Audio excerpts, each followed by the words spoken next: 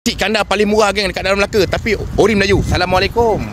Ha, dek, abang tanya kau lagi sekali, harga masih sama ke berubah? RM6 lagi? Ya, betul. Daging? Ayam daging RM10. Ayam daging RM10. Kau tak reti nak main harga? Ada bang. Orang semua dah naik barang semua, kau maintain lagi? Boleh bang. Nasi pun banyak, kalau nasi lebih bayar ke? Ada bang. Okey, buat satu. Tak je. Okey, ni sayur. Macam biasa geng, kalau nasi kandar dia mesti ada sayur, ada ayam. Ayam apa? Gabak-gabak. Ha. Gabak-gabak. Okey, dah gitu ayam dia. Ni daging. Kasih belanja satu kali ketuk, jangan lupa. Ya.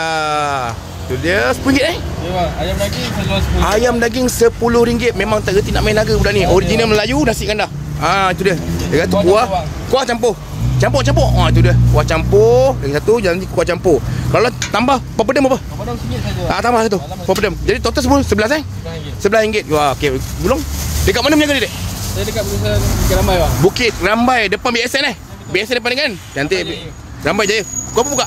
Pukul 11 sampai pukul 3.30. Cuti? Kita Yahat. Cuti ayat saja. Lepas tu BSN BSN Bukit Rambai ada available. Dia punya kedai seberang jalan je. Ha ni.